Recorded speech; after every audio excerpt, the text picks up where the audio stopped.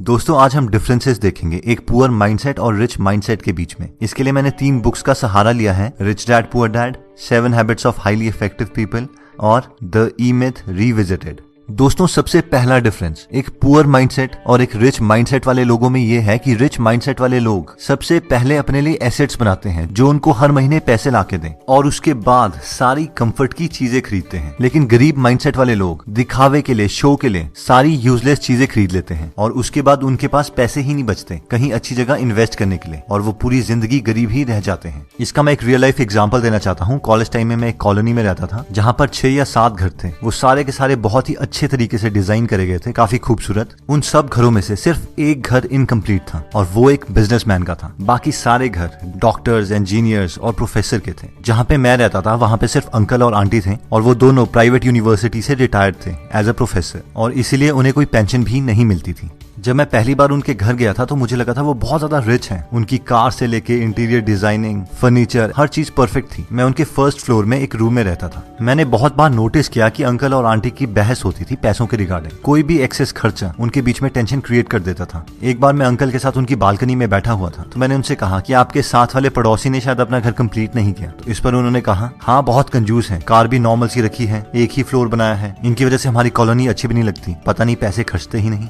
थोड़े महीनों के बाद मैं वहां से शिफ्ट हो गया था तो एक बार मुझे अंकल का कॉल आया और उन्होंने कहा कि अगर आपका कोई फ्रेंड है पीजी के लिए तो हमारे पास यहाँ पे वैकेंसी है, आप रेकमेंड कर दीजिएगा। मैंने कहा ओके अंकल। लेकिन मुझे ये बात अजीब लगी कि उन्होंने अगले ही दिन मुझे दोबारा कॉल कर दिया और उन्होंने मुझसे कहा कि क्या आपने किसी फ्रेंड से पूछा? तो मैंने कहा हाँ, लेकिन वो कह रहे हैं कि आपका पीजी काफी कॉस्टली है। तो उन्होंने कहा कि वो तो होगा ही, हम इतनी फैसिलिटीज जो प्रोवाइड कर रहे हैं। और फिर नेक्स्ट डे उनकी दोबारा कॉल आ गई और उन्होंने मुझसे कहा कि हम अपना प्राइस कम करने के लिए तैयार है, आप उन्हें यहाँ पे भेज दीजिए। लेकिन एक्चुअल में मेरे फ्रेंड्स के लिए वो प्राइस भी ज्यादा था और वो वहां नहीं गए। जब मैंने ये पूरी स्टोरी को रिच डैड पुअर डैड की थियरी के साथ कंपेयर किया तो मैंने ऑब्जर्व किया कि 1 सिर्फ वहां पे एक बिजनेसमैन का ही घर था जिसका एक फ्लोर बना हुआ था और 1-1.5 साल के बाद वो ही घर उस पूरी कॉलोनी में सबसे बड़ा था। उन्होंने 3 फ्लोर्स बना दिए थे और वो बहुत ही सुंदर बनाया था। सेकंड, अंकल ने होंडा सिटी रखी हुई थी लेकिन वो ट्रेवल स्कूटर में करते थे। हो सकता है वो अपने पैसे बचाने के लिए करते हों, लेकिन मैं ये जानता था कि बाहर से बेशक वो बहुत अमीर दिख रहे हों, अंदर से उन्हें पैसों की कमी थी जिसकी वजह से उनके और उनके वाइफ के बीच में बहस भी होती थी। और दोस्तों पुअर मेंटालिटी वाले लोग ऐसी ही गलतियां करते हैं। सैलरी 15,000 होगी लेकिन आईफोन 50,000 का ले लेंगे। जितनी रिक्वायरमेंट है उससे बहुत बड़ी गाड़ी लोन पे ले लेंगे। 10-10 हजार की जीन्स ले लेंगे, शूज ले लेंगे। लेकिन अमीर मेंटालिटी वाले लोग इस चीज को एक्चुअल में कैलकुलेट करते हैं कि कोई भी प्रोडक्ट उन्हें कितनी वैल्यू प्रोवाइड कर सकता है और तभी उसके लिए पे करते हैं। नेक्स्ट पॉइंट कहता है कि अमीर मेंटालिटी वाले लोग सबसे पहले खुद को पे करते हैं, उसके बाद किसी और को। आप में से बहुत सारे लोगों ने रिच डैड पुअर डैड पढ़ी होगी लेकिन बहुत कम लोग रॉबर्ट और उनकी वाइफ किम कियोसाकी की एक्चुअल स्टोरी जानते हैं। इन दोनों की शादी से पहले रॉबर्ट बहुत ज्यादा उधार पर थे। ये दोनों चाहते थे कि अपनी लाइफ को इम्प्रूव करें लेकिन इनकी मंथली सैलरी से ज्यादा इनकी मंथली लोन इंस्टॉलमेंट्स थी जो इन्हें देनी पड़ती थी। लेकिन रॉबर्ट को अपने रिच डैड के सारे प्रिंसिपल्स याद थे जिन्होंने कहा था कि अपने आप को सबसे पहले पे करो। इसीलिए रॉबर्ट कहते हैं कि हम अपनी सैलरी का 20% हमेशा सेव करते थे। फिर चाहे उधार वाले लोगों से जितना मर्जी प्रेशर क्यों ना आ रहा हो, उस प्रेशर को हम एज अ मोटिवेशन यूटिलाइज करते थे और एक्स्ट्रा काम करके इंस्टॉलमेंट्स के लिए पैसा इकट्ठा करते थे, क्योंकि ये जानते थे अगर ये पहले उधार देने लग जाएंगे और अपने लिए कुछ भी सेव नहीं करेंगे तो ये कभी भी अमीर नहीं बन पाएंगे। और बाद में इन्होंने अपने सेव करे हुए पैसों से ही बाकी इन्वेस्टमेंट्स करी और फाइनली मिलियनेयर बन गए। दोस्तों हम में से मैक्सिमम लोग ये गलती करते हैं। हम सोचते हैं कि हम पहले सारा अपना उधार चुकाएंगे और उसके बाद में सेविंग स्टार्ट करेंगे, या फिर हमारी सैलरी का जितना पोर्शन बचेगा हम उसके बाद सेविंग करेंगे। लेकिन ये सीक्वेंस बहुत मैटर करता है। इवन वॉरेन बफेट बोलते हैं कि पहले पैसे सेव करो और उसके बाद बाकी सारे खर्चे करो। आप मान के चलो कि आपकी सैलरी ही कम है और अपनी सैलरी का मिनिमम 20% हमेशा सेव करो। अब ऑब्वियसली सिर्फ सेविंग आपको अमीर नहीं बनाएगी, उसके बाद आपको उन पैसों को इन्वेस्ट भी करना पड़ेगा लॉजिकली, लेकिन ये फर्स्ट और नेसेसरी स्टेप है अमीरी की तरफ। नेक्स्ट पॉइंट कहता है कि अमीर मेंटालिटी वाले लोग अपने स्किल्स को पूरी जिंदगी भर इंप्रूव करते रहते हैं। इसी प्रिंसिपल को 7 habits of highly effective people book में शार्पन द सॉ के नाम से बताया गया है। क्या आपने कभी ये नोटिस किया है कि बहुत कॉस्टली प्रोडक्ट्स की एडवर्टाइजमेंट कभी भी टीवी में नहीं दिखाई जाती? कभी भी फरारी वाले आपको टीवी में एडवर्टाइज करके ये नहीं बोलेंगे कि आप उनसे फरारी खरीद लो। ना ही कोई हेलीकॉप्टर की कंपनी या प्राइवेट जेट की कंपनी आपको अपना प्रोडक्ट दिखाने के लिए पैसे खर्च करेगी। लेकिन अब सवाल आता है कि ऐसा क्यों है? मैक्सिमम पॉपुलेशन तो टीवी ही देखती है। ऐसा इसलिए है क्योंकि ये लोग जानते हैं कि जो लोग इन प्रोडक्ट्स को एक्चुअल में खरीद सकते हैं वो अपना टाइम टेलीविजन में वेस्ट नहीं करते। ज्यादातर मिडिल क्लास मेंटालिटी वाले लोग graduation, post graduation, PhD, post doc कर चुके हैं, इसलिए वो सोचते हैं कि वो रेस्ट डिजर्व करते हैं और उन्हें कुछ नया सीखने की जरूरत नहीं है, और वो आराम से जॉब के बाद घर में आते हैं और टीवी देख के अपने को रिलैक्स करते हैं, क्योंकि वो सोचते हैं वो इस चीज को डिजर्व करते हैं। वैसे ही कहीं मिडिल क्लास बिजनेसमैन घर में आके आराम से सीरियल्स देखते हैं। नई चीजें सीखना उनके दिमाग में प्रेशर क्रिएट करता है। लेकिन रिच मेंटालिटी वाले लोग ये जानते हैं कि उन्हें अपनी स्किल्स पूरी जिंदगी भर इंप्रूव करते रहनी है। नई चीजें सीखना उनका पैशन है, ये चीज ही उन्हें रिलैक्स करती है। अगर हम बिल गेट्स का एग्जांपल लें तो वो माइक्रोसॉफ्ट से रिटायरमेंट ले चुके हैं, वो एक बिलियनर है, उन्हें कुछ करने की जरूरत नहीं है, लेकिन फिर भी वो हर वक्त कोई ना कोई बुक पढ़ते हैं और अपनी सारी बुक्स के नोट्स अपनी वेबसाइट gatesnotes.com में डालते हैं। ये एक रिच मेंटालिटी का परफेक्ट एग्जाम्पल है, क्योंकि रिटायरमेंट के बावजूद बिल गेट्स अपनी वाइफ मेलिंडा के साथ एक फाउंडेशन चलाते हैं, जिससे वो पूरी दुनिया की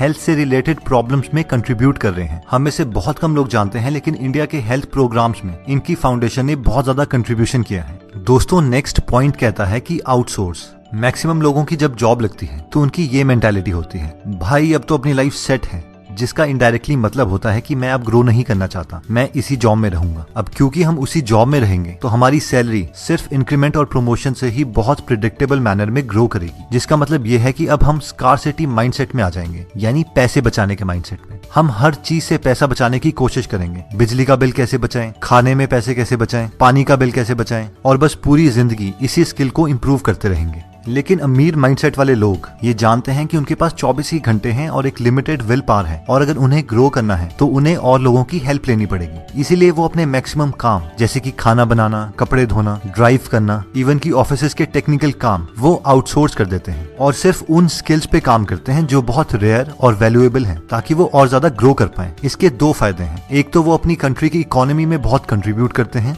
दूसरा इस प्रोसेस में बहुत सारे लोगों को जॉब दे देते हैं। लेकिन एक पुअर मेंटालिटी वाले लोग इन लोगों को देख के बहुत चिढ़ते हैं, यार ये तो बहुत स्टाइल मारते हैं, बिना नौकरों के तो ये काम नहीं करते। लेकिन रिच मेंटालिटी वाले लोगों के दिमाग में कुछ और ही चल रहा होता है। उनका मेन मकसद स्टाइल मारना नहीं, बल्कि अपने टाइम को बचाना होता है, जिसे गलत इंटरप्रेट किया जाता है। अब दोस्तों, इसका मतलब ये भी नहीं है कि आप सारे काम को आउटसोर्स कर दो और बाद में घर में बैठ के दोबारा से टीवी ही देखो। इसका मतलब सिर्फ ये है कि अगर आप ग्रो कर रहे हो और अगर आपको और लोगों की हेल्प चाहिए तो आप अपनी ग्रोथ को रोकोगे नहीं और हिचकिचाओगे नहीं, और इसीलिए कामों को आउटसोर्स कर दोगे। दोस्तों, नेक्स्ट पॉइंट कहता है कि think win win. Human psychology को समझने के लिए रिसर्चर्स ने एक एक्सपेरिमेंट किया। उन्होंने दो लोग जो एक दूसरे को नहीं जानते थे, उन्हें एक कमरे में बिठाया और टेबल पर $100 रख दिए।